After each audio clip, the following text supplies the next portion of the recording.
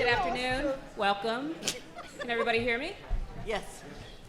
Welcome, welcome. Today is Tuesday, April 11th, 2017. It's 3:30 p.m. This is panel number 2752 entitled, Let's Talk About Race. So just some background, particularly for those of you, if you haven't been to a CWA panel yet this year, each panelist in this type of panel will be given up to 8 minutes for their opening comments. And then we get the hook. And then, no. Up to, because we want to make sure that we have as much interaction as possible. So they'll be given up to 8 minutes. There may be a question I will pose at the end of that for one or more of them to respond to. And then we want audience participation. We will not be using the app because I could not figure it out. Okay?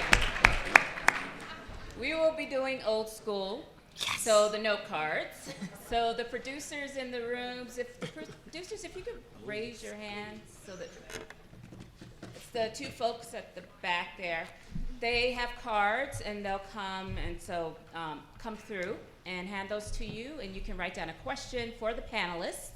And I will shift through them. Obviously, we probably won't be able to get to all the questions, but I'll sift through those. Students will have some priority with this, so if you are a student, please be sure to mark on your card that you are a student here at CU. So let's get started. My name is Hillary Potter. I'm the moderator for this panel, the moderator only. This is an area of expertise of mine. First of all, I'm a resident of Denver, lifelong resident. I am an alum from CU Boulder twice over in sociology, bachelor's and PhD. I am a Black feminist criminologist. I study crime, violence, et cetera, and I am an associate professor here at CU Boulder in the Department of Ethnic Studies. We have on our panel today James Bell,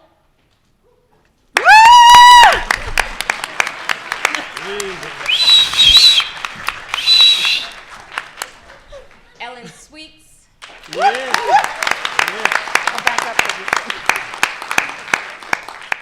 Deliana Garcia, ¡Que viva!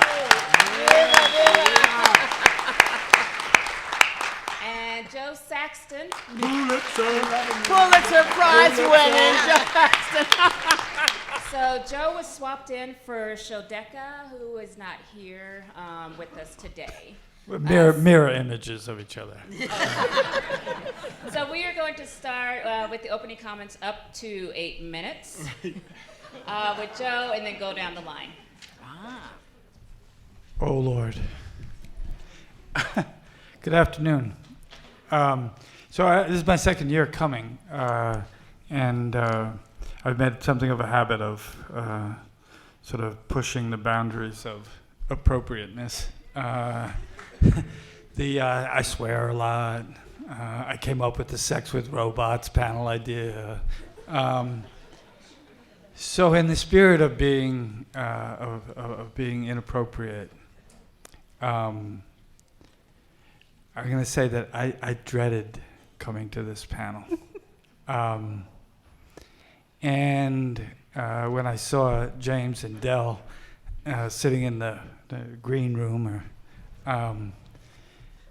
I kind of sat down and said, I can't do this. And I described myself as brokenhearted. Let's talk about race. Really? Again? To what end?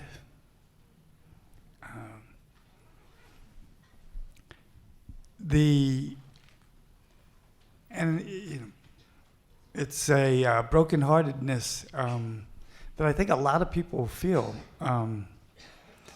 And I don't know about the other panelists. Are they going to be smarter and likely more hopeful than me?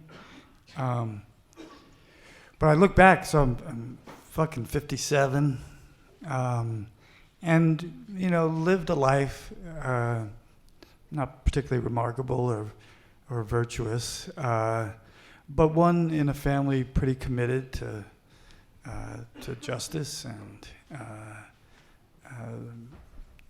to mutual respect.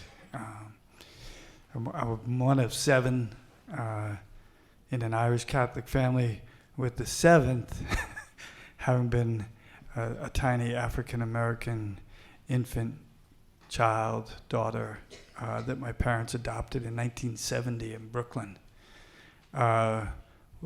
which seems a little less remarkable today than it did then. But it was quite a thing in Irish, Italian, ethnic, Catholic Brooklyn in the day. I went on at my first job in journalism, was as the lone white reporter on a African American weekly newspaper in Brooklyn. And it was a wonderful adventure, and we felt very convinced of our valor. It's called the City Sun, speaking truth to power. What the fuck I was doing there, I have no idea. But there was something that felt, good and worthy about the effort. I've gone on to run a couple of big departments at big American newspapers and have earned a good reputation for trying to hire diverse staff. My sister Kate's married to an wonderful African American man. Again, it probably, people are probably wincing, like, it's like, oh, this is what every white person says. I have friends who are black. I have relatives who are black. And again, so I want to make clear, I don't say this because I think it established me as somebody particularly remarkable or committed, but it is across my life. I think reflective of a hope that things could be better, that we could solve some of the issues of race in America. But I don't think we can. And that makes me incredibly sad, scared. I was telling Del and James that I read everything Ta-Nehisi Coates has written of late, and it's great and bracing and powerful and in some ways very dispiriting, at least by my view. But I can't argue with him anymore. I think he's right. And he wrote a piece for The Atlantic at the end of the year. He got to spend some time with Obama, who he had been quite tough on during his presidency. And they talked about a whole variety of things and the question of reparations. And it was a very mournful piece. And I went straight from there to go see, I Am Not Your Negro. And there's James Baldwin, and I'm like, oh, Christ, we've not moved an inch. Which is probably not true, and yet probably true enough. So, to get this off to a rousing start, to the extent this kind of weird confession has any utility, it may set folks here on the panel up to talk back to that. And if they feel the same way or if they feel hope, I'm in the mood for hope. So, thank you.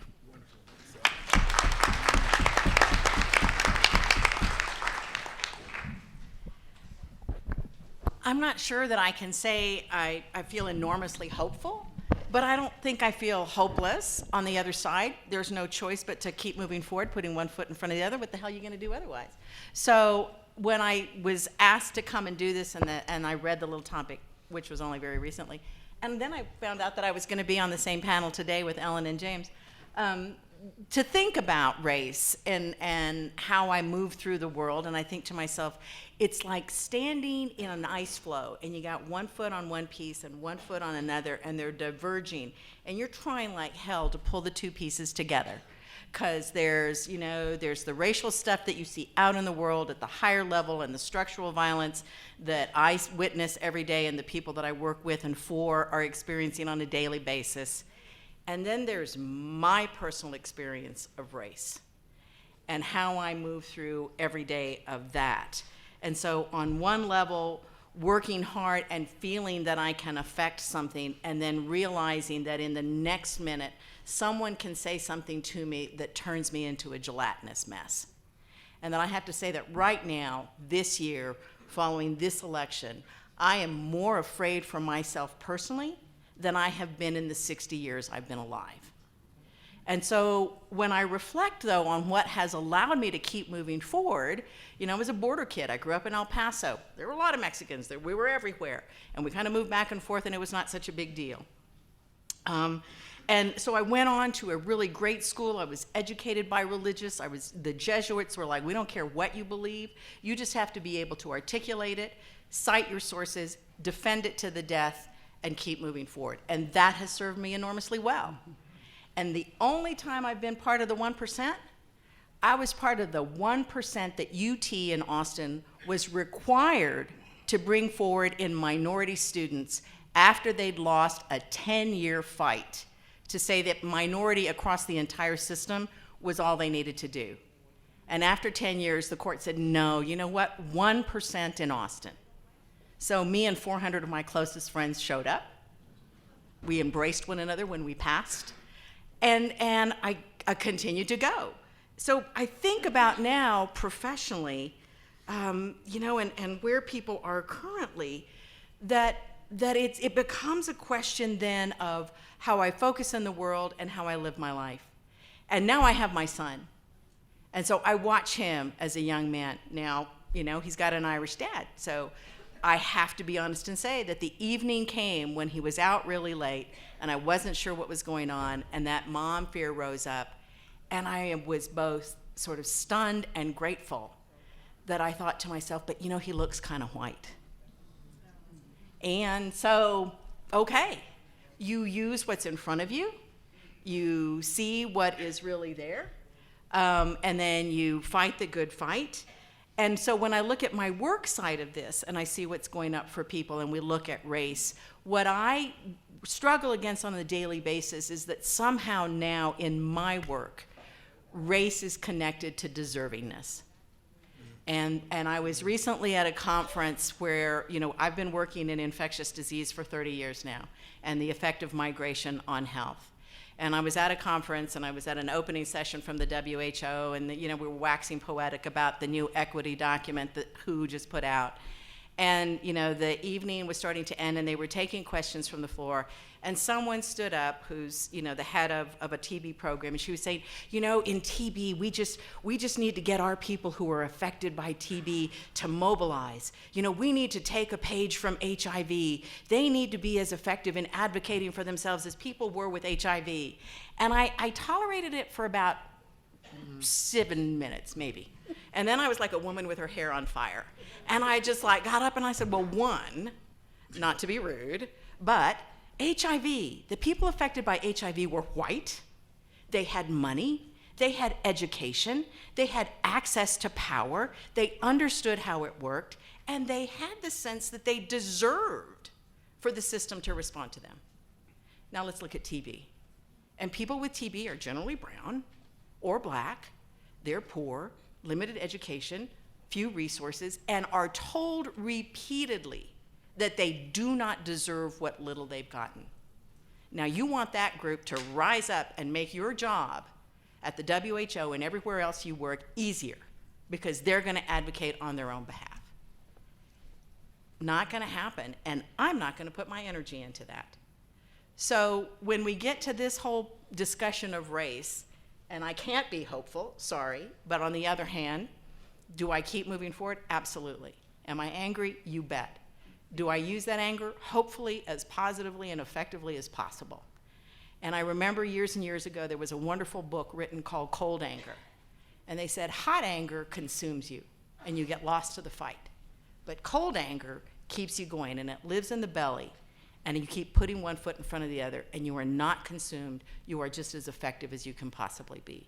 And so, while not hopeful, I'm not going to give up. Thank you.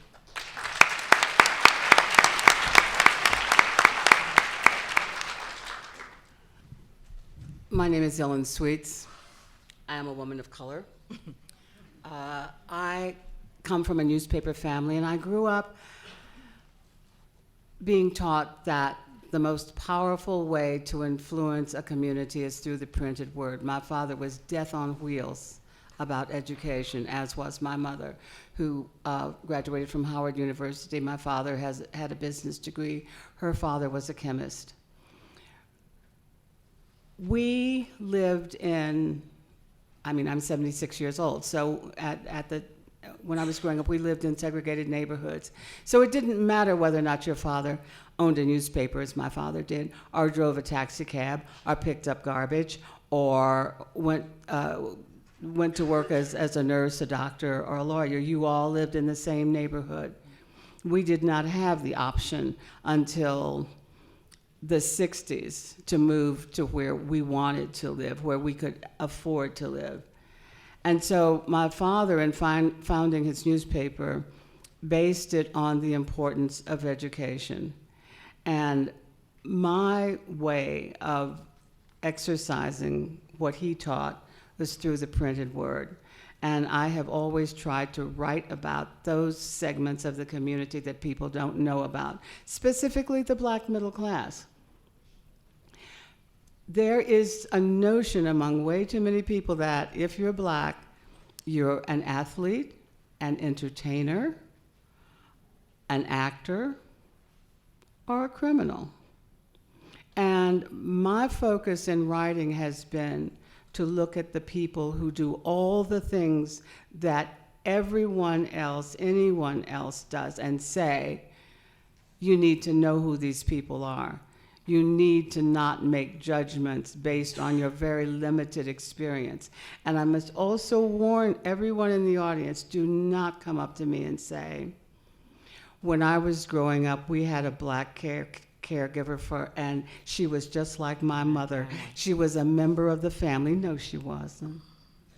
Unless you invited her to dinner at Christmas and Thanksgiving, unless your kids had pajama parties that included her kids, unless her kids had pajama parties that invited yours. No, it wasn't the same. And this is what is so dishonest about the conversation about race. For one thing, we rarely know how to talk about it.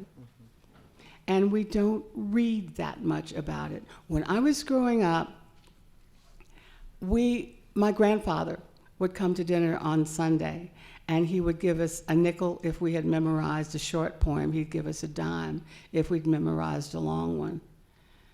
And I, in my one solitary moment as a savant,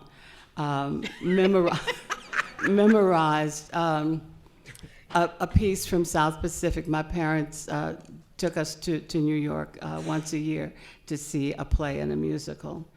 And I walked out of South Pacific having memorized and having only heard it once, a song. And some of you know what it is. You've got to be taught to hate and fear. You've got to be taught from year to year. It's got to be drummed in your dear little ear. You've got to be carefully taught. You've got to be taught to be afraid of people whose eyes are oddly made, of people whose skin is a different shade. You've got to be carefully taught. You've got to be taught before it's too late, before you are 6 or 7 or 8, to hate all the people your relatives hate. You've got to be carefully taught. Let's talk.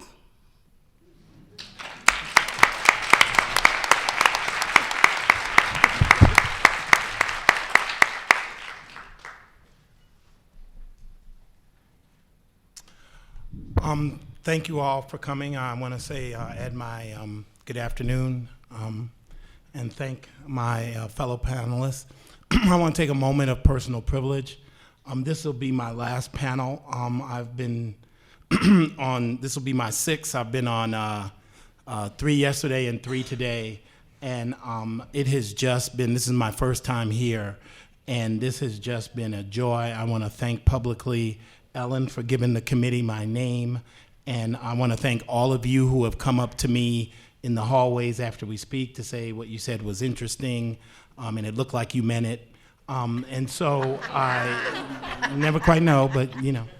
And the people that I've met here, you know, getting to be arm in arm with a Pulitzer Prize winning person from an organization that I really respect, and to be here with Deliana and Ellen has been a wonderful thing for me to be away. So I want to just thank this experience. It was something that I have not had in many years. So thank you. In conversations about race, like Del, that gave us the, you know, the iceberg with 2, you know, that's splitting apart. I'm often torn, and most of us that are the other, most of us that are people of color, this is what people can't know, is this is every day of your life. And, you know, I have people come up to me and go, how can you not be mad all the time? And I say, there are some people who are. They cannot control their rage. It's not their fault because they've been forced to have to deal with rage. You manage it. And America gives you plenty reasons to manage it almost daily.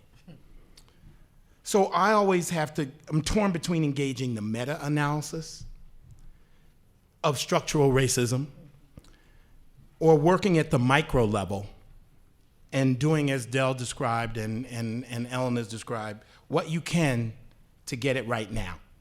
And Joe opened us up beautifully, I think, with that. Both approaches have merit. It's not an either or. Why? Like Ellen, I grew up in Louisiana, in Virginia during Jim Crow. So I lived through America's apartheid, which it's so funny that Americans won't say apartheid. It was Jim Crow, whatever the hell that is, right? But South Africa, oh, that was apartheid. But this, I grew up in apartheid, and I learned the importance of the broader picture, the meta, and its impact on my day-to-day life.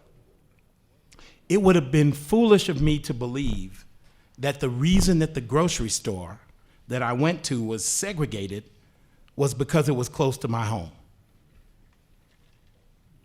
That is the personal versus the structural. Well, why is it segregated? Because it's close. No, it's because it's segregated by law. One of our nation's architects, and he happens to be my favorite, one of my favorites, because he's such a friggin' mess, John Adams. John Adams was the blunt speaker of his time, while Thomas Jefferson was flowering everything up with freedom and independence while I'm having slaves. John Adams was just straight down the line.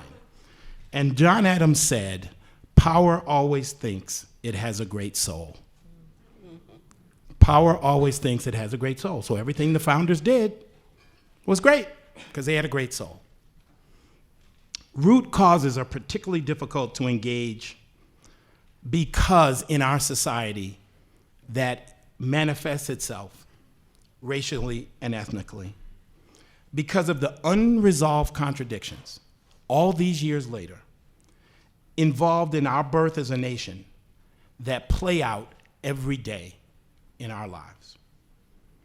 That contradiction is that the founders of this nation, in this experiment in democracy, which was revolutionary in its time, they were simultaneously creating a nation. And make no mistake about it, they were creating a racial identity as well. The nation was committed to the idea of freedom from tyranny of royalty and democratic principles, while the racial identity was a formula for power and exclusion. The result made Protestant, male, whiteness itself a source of power to control every form that subsequently came of the other. And what were those other forms that came? Catholicism, Jews, women, immigrants, etc., all to be the other and not to be hegemonically in control. So this initial contradiction of freedom, oppression, and race and privilege is the centerpiece, I believe, of Race Matters to this day. And while it is difficult to hear, and why Joe doesn't want to talk about it, we cannot wish it away, and we will have continuing flare-ups and blowback as long as we never resolve this contradiction, and it is not resolved. There is so much privileged, willful ignorance about this dilemma. It is a privilege to be willfully ignorant about the conditions that this country has imposed. So let me just bring it to you since we're talking about race. In my house, it's called 400 Years of Free Labor on Stolen Land. That just don't get you misty-eyed about the flag. And I'm not Native American on a reservation at Lakota, trying to rationalize my existence about water in 2017. I'm not part of the Oklahoma Sooners.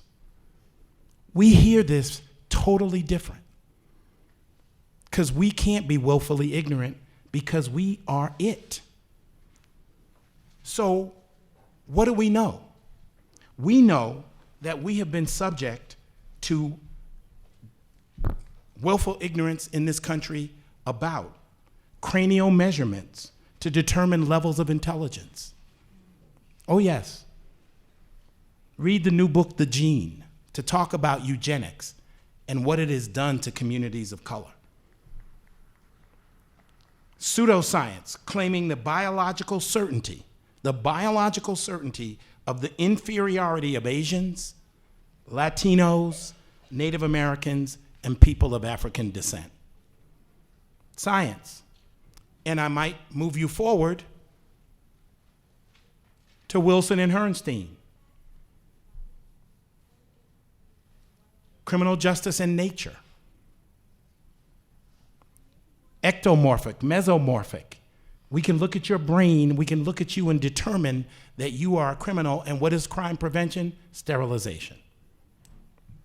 More recently, research has shown that in many widely read books and newspapers, the word black is most frequently paired with words like poor, violent, religious, lazy, cheerful. Oh, we're lazy and cheerful at the same time. Thank you, Chicken George. And dangerous. The word white, on the other hand, is most often linked with words such as wealthy, progressive, conventional, stubborn, successful, and educated. And as our Latino, Asian, Native American, and LGBTQ family are included in this research, I'm sure there will be similar word associations for them as well, and they will not be positive. It must be asked, what is it about the American experience where race and ethnicity live so deeply in our institutional fabric? Americans have not talked about race, as Joe suggested, since the country's inception. Some of the results have been positive, others less so. But indeed, Americans' feelings about race are demonstrated not in what people say, but in what they do. I have a saying, intelligence isn't something you have, it's something you do. You could be smart as hell and stupid as the day is long. And where people have exercised their choice, not what they say, but what they do, where they have exercised their choice, housing, schools, our society is as segregated now as much as it's always been, even when I was living in Jim Crow. resulting not in that overused term. This is the fantasy that people have not come to grips with. Not that overused term melting pot, but more akin to what Dell and I like to eat, dim sum. Like, these are just different trays coming around. This ain't no melting pot, okay? So as Melody Hobson told us in her TED Talk, what we need as a nation is to be color brave, not color blind. I can't tell you how many people come up to me and they go, I don't see color. And I go, okay, so describe who spoke to you today. Are you gonna say that, well, there was this white guy from San Francisco that talked to me? I doubt it. But I know what that instinct is. I know what they're trying to say. But colorblind is not where we are. Color brave is where we need to be. Nice. So as we devolved from the meta to the micro, I keep the words of Eleanor Roosevelt, one of my heroines, close to my heart. She posited that universal rights of all humans begin in small places, close to homes, which are mostly segregated. Such are places where man, woman, and child seek equal justice, equal opportunity, and equal dignity. Thus, at this level, the micro level, you do best, I believe, by examining right here as you sit here, in 20 seconds of reflection while I'm talking, your own sense of fairness and dignity towards others, and what have you done when you've exercised choice. And if that journey takes you into one that Joe is totally reasonable in believing, that is a zero-sum racial game, that if I, as someone white, lose something to somebody of color, then I have lost and they win. If you do the zero-sum racial game, then we will continue to use race in this country as a proxy for power. Because that's what it is. This is an individual decision. And in the upcoming America, I won't be here for it. But some of these young people, Professor Potter, some of the people in your class, they will. And let me just say, I'm not so trustworthy that these millennials are not as race conscious as their parents. I know that that's the publicity they get. They're millennials, they like everybody. Yeah, but I ain't seen privilege given up easily. So I'll wait and see about our millennial, multiracial, multi-ethnic, we eat sushi, great people, and see how privilege plays out in the issues of race in their future. It'll play out differently from the issues of race for those of us baby boomers. But this is America, and it will play out. And so we will see how millennials figure out. Because what I will suggest to you is there is not a technology fix for this. And so how we will resolve this, issue will determine, as John Adams says, if power does have a great soul.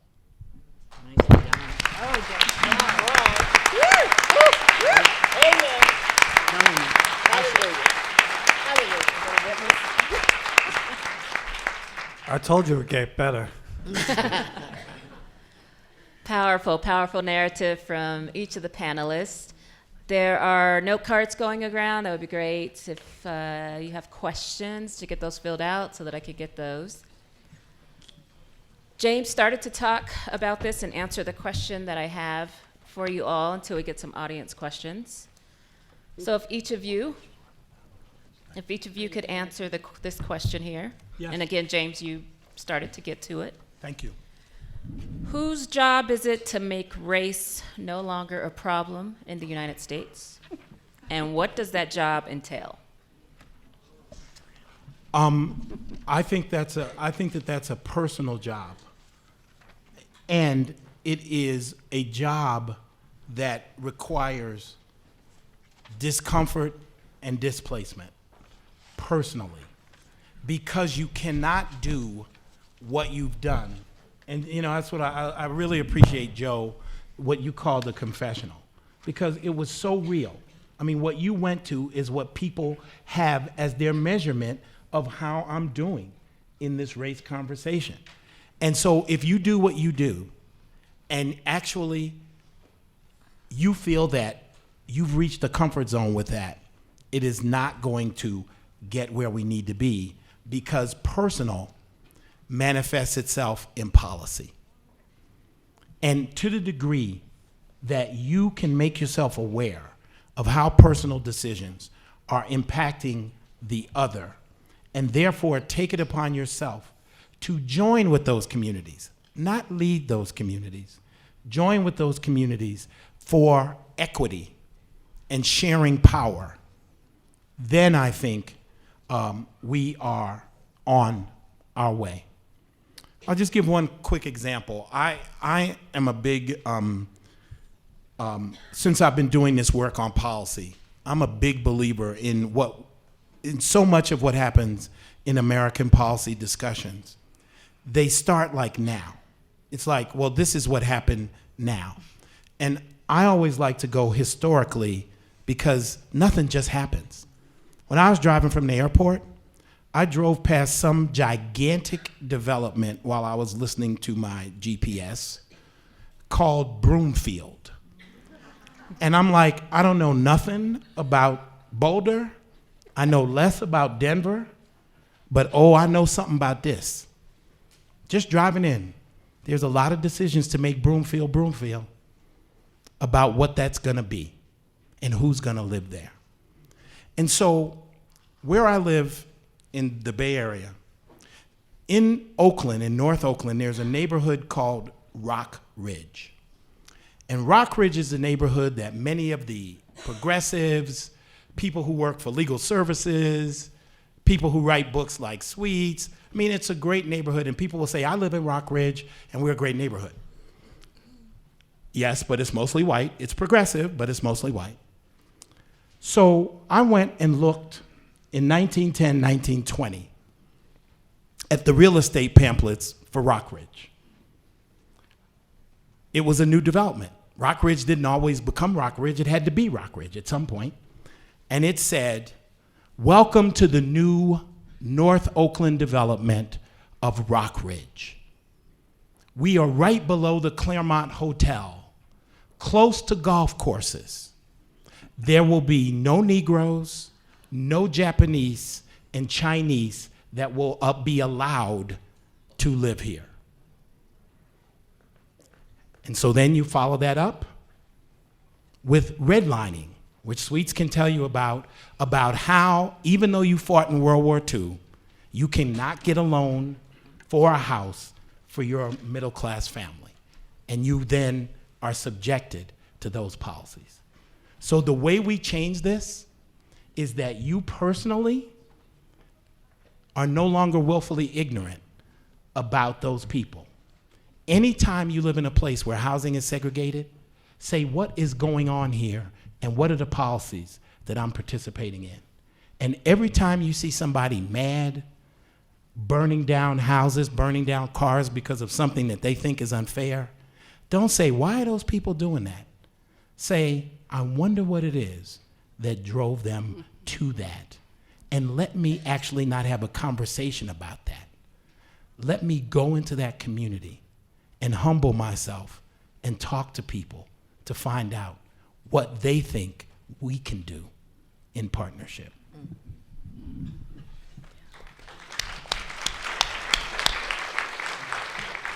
I'm just going to take a moment to disagree with you about millennials. Okay. Since I have one. Good. My daughter is 46. She's biracial.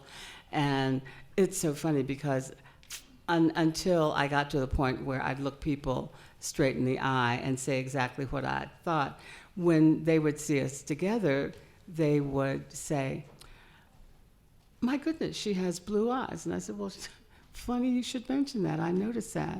And then they would say, is this your daughter? And I'd say, yeah, apparently. And then they would say, was her father white? Oh, and I would say, he still is. The thing is, I've just come from a panel on comedy, so bear with me. But I think we're rarely aware of our prejudices. We are none of them without them. I cannot stand stupid people. I am so intolerant of ignorance, it's ridiculous. And for the longest time, I invested a lot of energy in explaining and accounting and trying to be conciliatory. But I know I have a soft voice, but you are looking at an angry black woman. I don't want to be. I have tried not to be. But I keep being pushed back into that place. Yep. And when you come to asking, what can we do? See, I really believe most of us know what we can do. When you're walking down the street and you see 5 or 6 black kids walking toward you, don't cross over. Don't clutch your purse closer to you, because when I see 5 or 6 white kids walking toward me with tattoos and their appropriated hats turned backwards, I don't cross the street. I just look at them and say, okay, guys, make room for the old broad. And it throws them off guard. And so they step aside. But we have got to learn how to navigate this from both perspectives. It can't keep being put on black people to help white people understand where the problems are. I think many know. It then becomes, what are you going to do about it? And that's what I would like to hear. I mean, I don't know if we're going to take questions from people here in the audience, but I want to know what people are willing to do to change this dynamic. Yes. Yeah. So when I think about whose responsibility it is, right, and what it is that can be done, and thinking about what both of you have said, and I think it's having people handle their presumptions, and that's the place where I'm just forever sort of, I'm dumbstruck, because I do a lot of public speaking and have for years, and invariably, God bless them, someone will say to me, "Where are you from?" And I'll say, "I'm from Texas." "Well, but before, where were you from before?" "Nope, always been from Texas, was born in Texas." "Well, where are your people from?" "Well, my people are from Earth and we come in peace." I don't know. So that whole, Live long and prosper. yeah, right, I'm down with it. So, and now at that juncture, any modicum of not wanting to just slap you till you stop breathing has left. And so that management of presumptions is the place where I get stuck. I don't know how to respond, other than I do respond. I don't know how to respond to that secondary question, which then is just starting to piss me off. And then we get to the third question, and well, I don't want to talk anymore. Right. So that is the place where I agree with that everyone's reflection, and it is not my responsibility. And I'm shoveling sand against the tide some days to do a good job my own self, and so I want to. But it is that management of presumptions that I don't know what to do.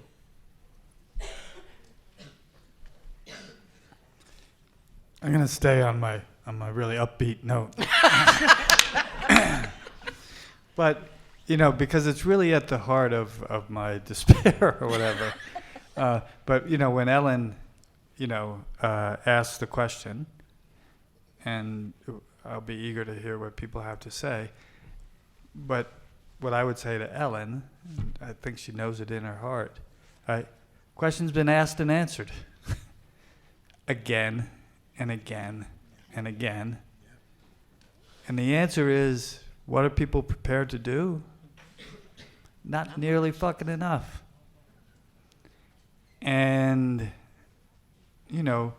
James and I were on a panel before this on police and civil rights, and and James, who's my new best friend, and just a wonderful, remarkable dude.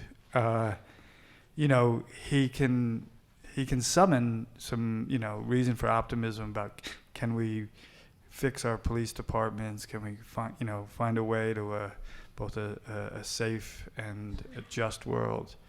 And it feels like, wow, that's a tall order, but maybe I can get with it. Maybe we can do that. But answering differently a question that's been asked and answered for centuries, I'm less. It feels too daunting. It feels too settled. Mm-hmm. And I don't know that this adds too much, and I don't do this to continue to insult you good people. But like I came here to Boulder 38 years ago as a feckless, undisciplined, and clearly disoriented boy from Brooklyn. And it felt toxic to me. And at the center of the toxicity was Boulder's whiteness. I spent an unhappy couple of years, got locked up a couple times and left, and came back last year. Same place. And I don't mean that to insult people or to say you're bad people. But shocking whiteness.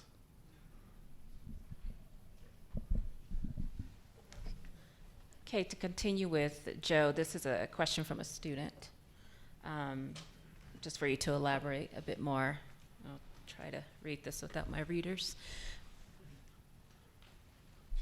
By proclaiming that as a nation we are unable to resolve the overwhelming racial issue, do you understand that you are telling all white people that they are stuck in a system that offers them great social, economic, political advantage?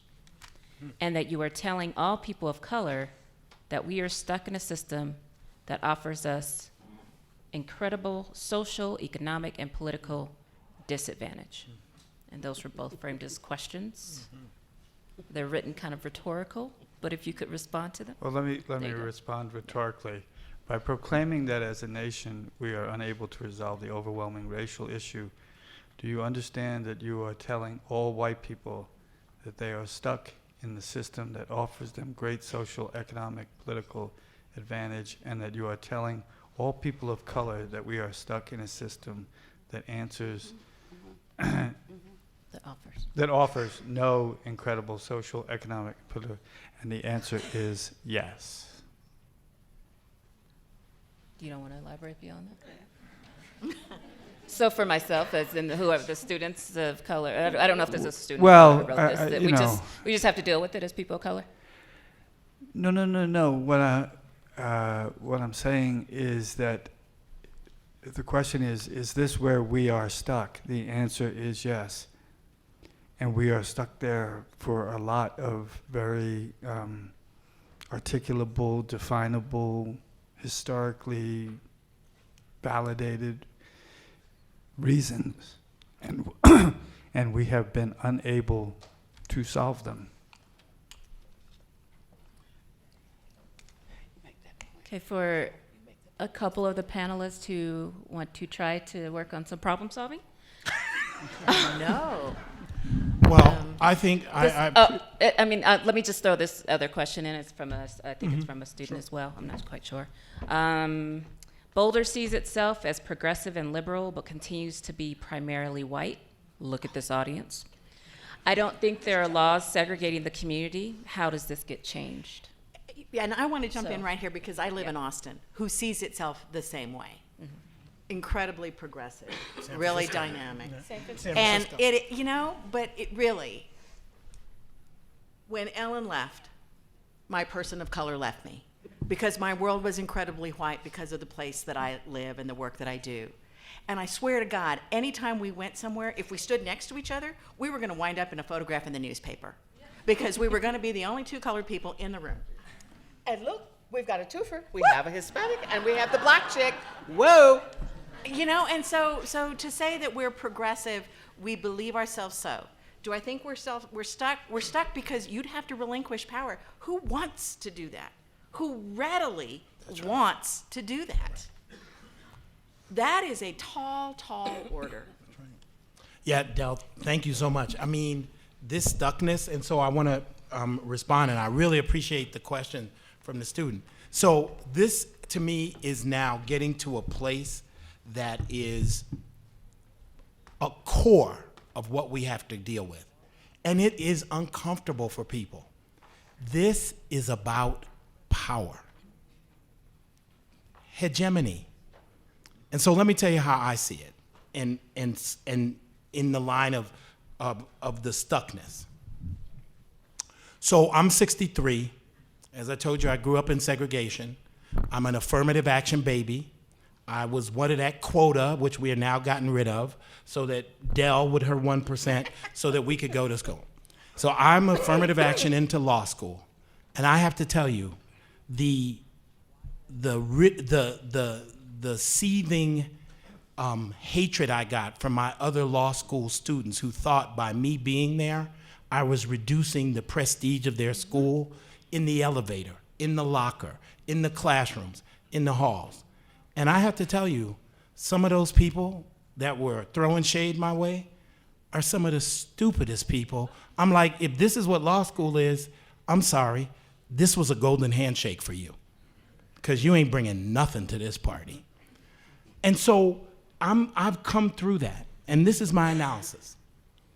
America, in the perception of the Trump personage, has basically said, white America has said, people, we have gone as far as we're going to go on the civil rights agenda. We gave you a black president. You got Beyonce and Jay-Z. You got LeBron.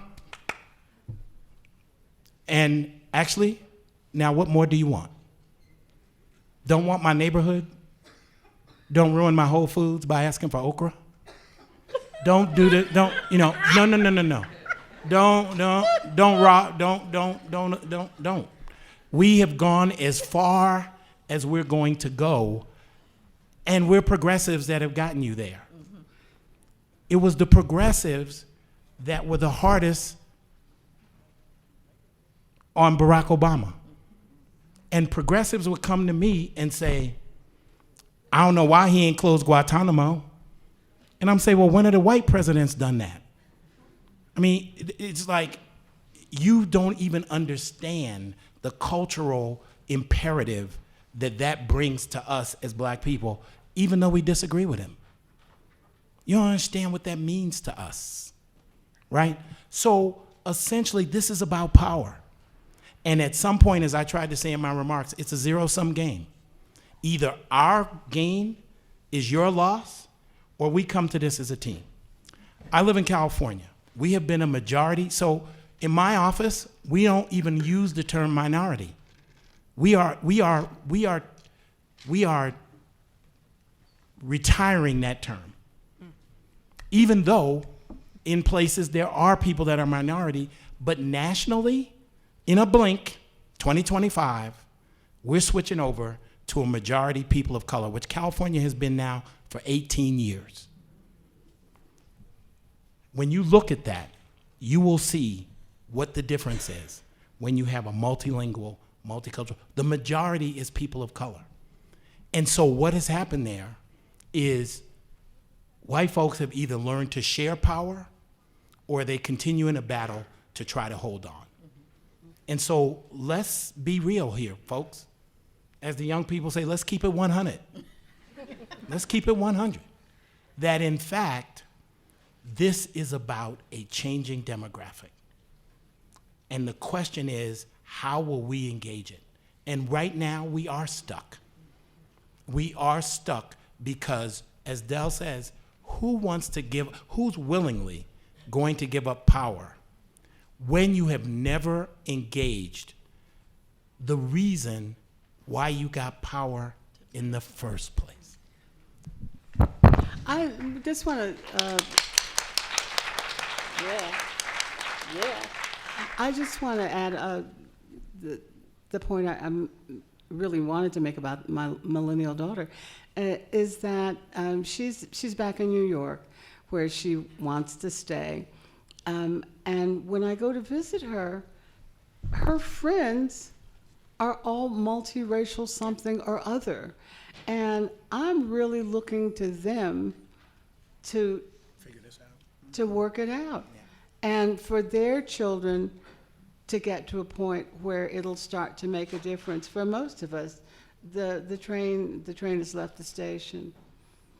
There just isn't that much more than we can do.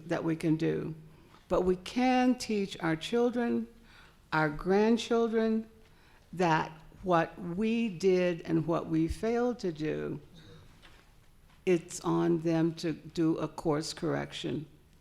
And if we're not teaching our kids that, then we're failing all over again. It neutralizes the reason for even having a panel discussion like this. If you are not willing, if you don't do it, then who's going to? Where do they learn? They've got to be carefully taught.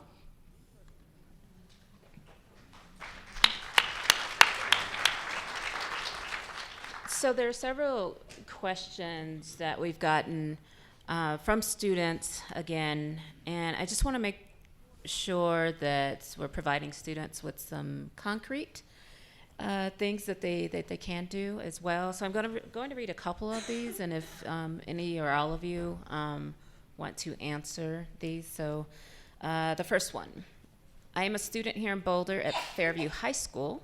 Thanks for coming, high schoolers. Mm-hmm. And our student body is 75% white. How can we address the issue of racial inequality when coming from an overwhelming majority of privileged white perspectives? Mm-hmm. Another question. How do we Pick me. The lady in purple. The woman of color. Another similar question in the same vein. How do we talk with the, quote, uncomfortable white, unquote, people who are afraid to address race/intersectionality? Yeah. So What was the first one again? the first one, yeah. So this is a student from Fairview High School. Our 75%. student body is Okay. Yeah. is 75% white. How can we address the issue of racial inequality when coming from an overwhelming majority of privileged white Okay, perspectives? so, being the Jewish mother that I am, back to Hannah, my daughter. When she was a freshman in high school, she was one of 4 blacks, 1 East Indian, out of a student body of 500. She decided to organize a Black Students Union. So in order for there to be a new group, a new organization at the school, it had to have a permission from parents. And all these white parents started getting this letter about allowing their precious little girl to stay after school for the Black Students Union. And one parent actually wrote back, "There are no blacks in that school." As though you couldn't have a Black Students Union unless you had a whole bunch of black people. I mean, the organization did exist. She also started an Amnesty International chapter, which really got us into hot water because, you know, these people are very rich New Jersey types, and they don't know about Amnesty or Black Students Unions, and they weren't all that happy about it. But that's what you do. You go out on that limb. You don't be intimidated by the fact that you're one of a few. Dell, weren't you the first Spanish-speaking undergraduate to finish University of Texas? In Austin. In Austin. She doesn't like to talk about that. James Bell will never talk about the fact that his organization was the recipient of a MacArthur grant. You keep on keeping on.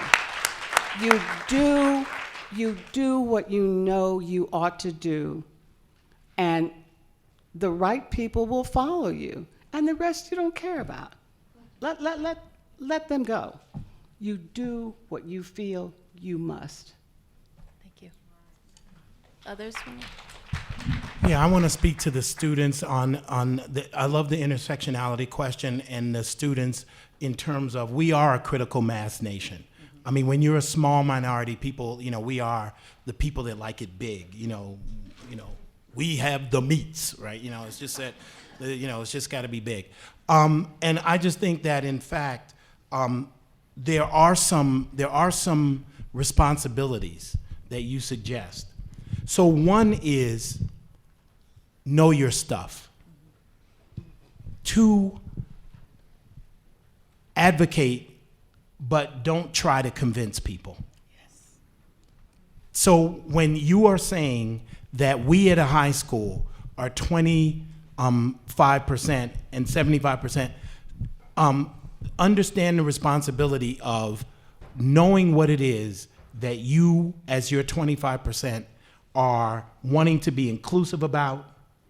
There may be allies about that, so be responsible about that part and be authoritative about what you're wanting. And never define yourself as, and we were able to convince people. Because there's just too many people in the human family for you to convince in that way. And some people will never be convinced. That should not be your mission. And I would also say that as groups, we need to reflect on our own issues around power. Yeah. Because I think when I look back on going to UT and Latino students organizing and what they wanted to do, and ultimately, two things happened. We were so fearful about the onslaught that we held on to one another so tightly that we made no space for anyone coming up behind us. And that two, even within that organizing, the shit between men and women and how power was organized and who got to make decisions was so overwhelming that we undid ourselves.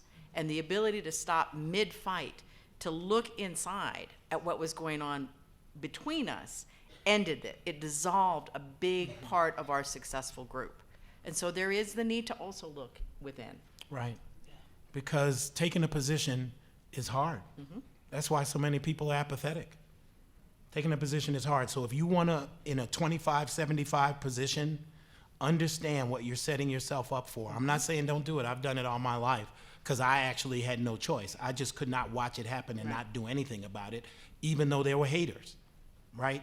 And so essentially, my thing is know what you want, keep your eye on the prize, keep going, and don't be discouraged by the fact that some people are throwing shade, because they always will, and that's all right.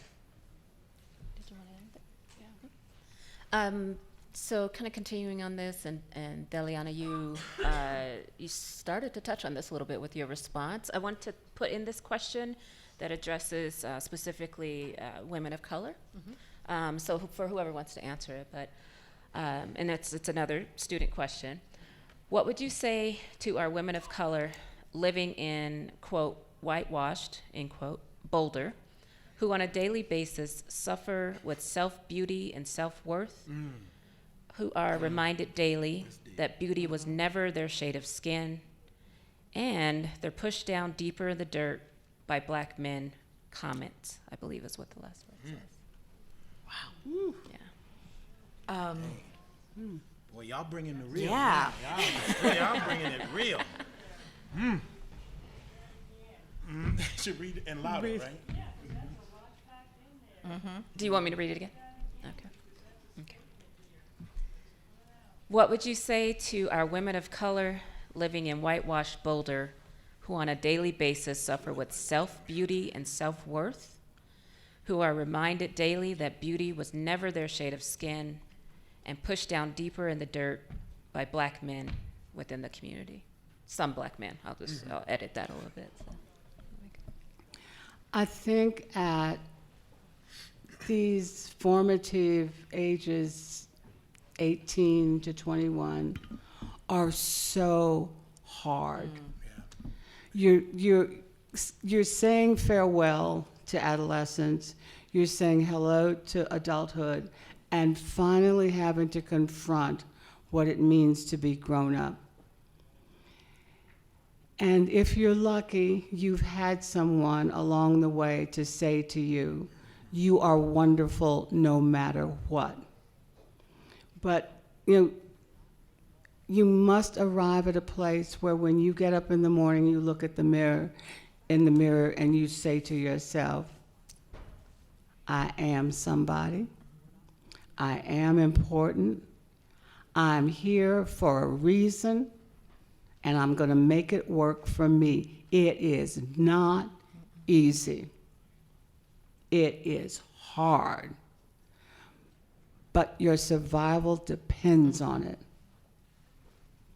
Trust me when I tell you, growing up in a black middle-class family didn't mean squat when I got to Antioch College, where there were 1,500 students in 1958 and 3 blacks. Navigating that was a bitch. But what I had to do was remember why I was there and make friends. And I did not have the luxury of thinking, I can't be friends with you because you're white. What my daddy always told me was, there's no point being around white people all the time if you don't learn something from them. And at a school like this one, at a school like Antioch College, at Oberlin, at Swarthmore, at Vassar, at Yale, you learn who the people are that will network with you, because you've only got 4 years to do it. And if you don't make the most of those 4 years in terms of establishing friendships and connections that can help you, and I'm not saying suck up to people because you think they can do you some good. I'm saying learn how to navigate that. Do not ever use your color as an excuse for not achieving. Yeah, and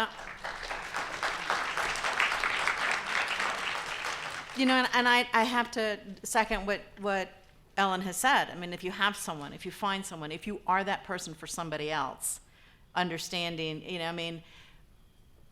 not growing up in an environment where that was the case, having a mom that would kind of look at me and go, if I did anything to that face, I'd have that nose worked on. But I got old and realized what my mother had gone through. And that however twisted and unhelpful that was, it came from her own experience. And it is that appreciation of someone else's experience at a moment much past when those were the words that were being said to me regularly was an important piece. And it really taught me then to look at how I speak elsewhere and what I don't carry forward and the messages I don't want to give my own kid. And, really wanting to say to him, buddy, you don't owe me squat. Keep going. You're doing a great job. So it has to be within. Has to be providing it for one another. It has to be seeking it at a place where you can get it well. And then it is not being washed away by those efforts to make you feel less than. So we have 6 minutes left. I definitely want to get this question in. It was, I wrote your name on here, Deliana. So anyone who wants to answer it, but we definitely have to get this question in. This is it doesn't say it's from a student, so I'm assuming it's from a community member. There are few, and few is underlined, few Latinos or Latinx on panels at this conference. There is almost nothing about Mexico or Latin America. There is just one panel in Spanish, and that's on Friday. Does any panelist have any thoughts about this glaring hole? About the lack of Latinx representation at this conference?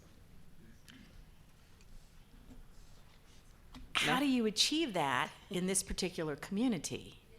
I mean, you know, you look around the room, there's not that many folks. So I'm here because Ellen brought me here.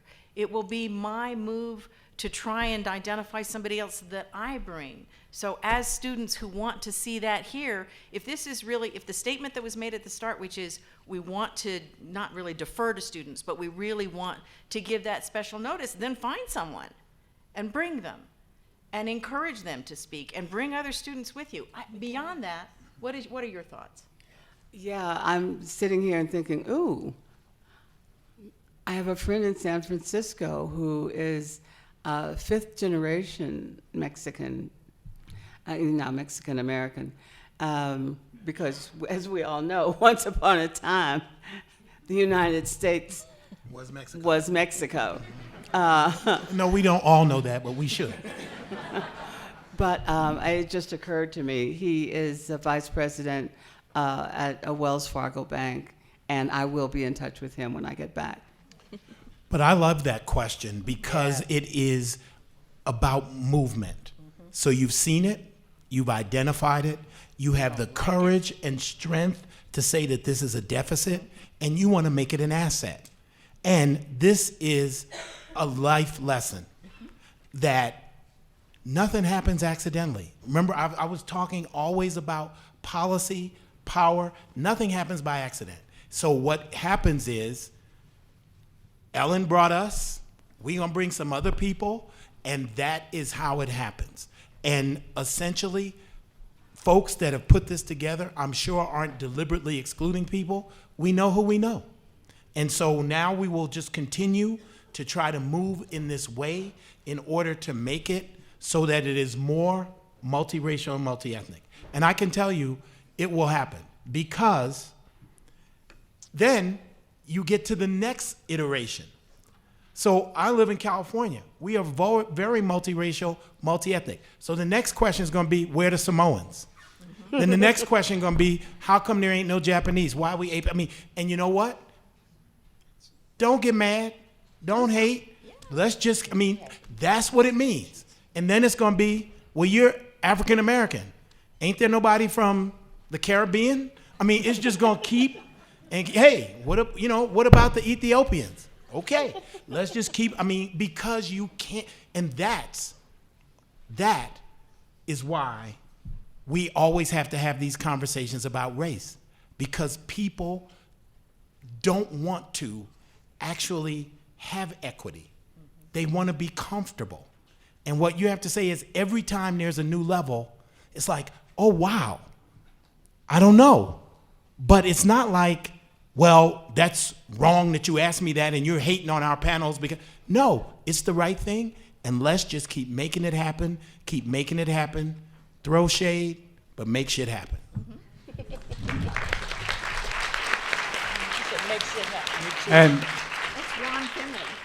And James, as I mentioned, I know a few black people. Right, so that's right.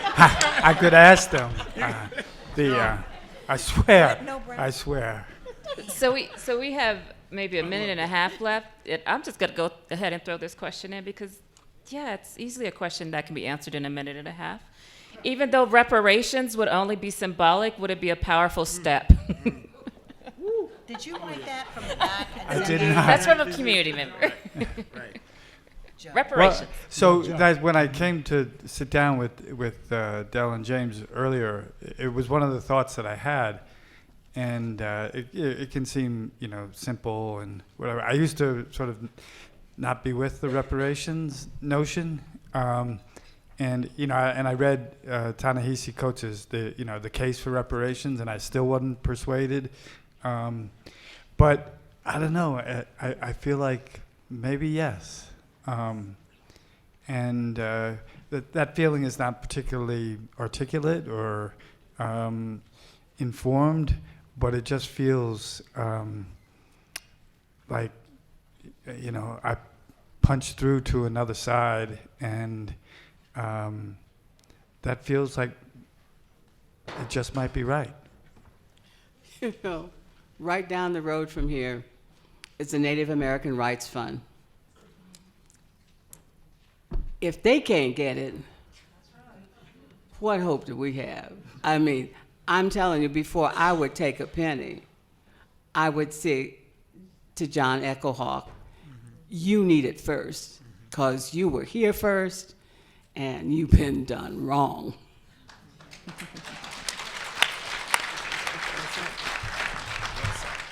Okay, so we are out of time, unfortunately. Can Thank I you just, all. can I get 1 minute? Just because I feel so, I'm Irish, so I tend to feel guilty. No, that's So I began, I began with a real downer. So let me close with something. It's only going to take 1 minute. And as a bit of white privilege, or whatever, let me, as one Irish, the one Irish white dude on the panel will read now a white Irishman's poem. But it was a poem circulated, got a lot of circulation on the night that Barack Obama was elected president, and it made me cry then. And for all of my pessimism and fatalism, and I remain hopeful. Here goes. Human beings suffer. They torture one another.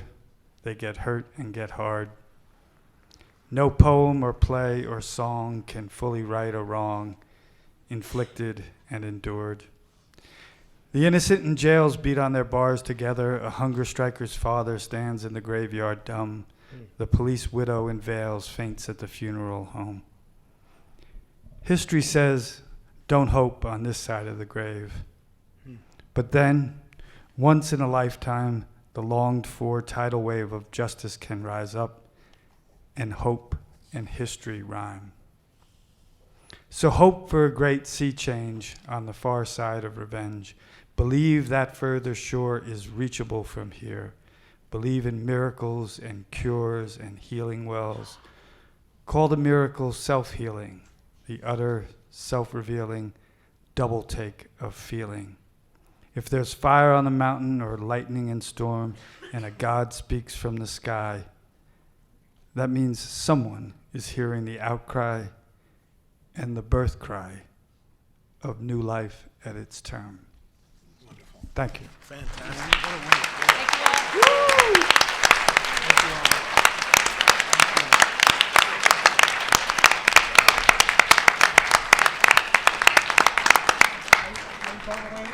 I know I'm here for this evening.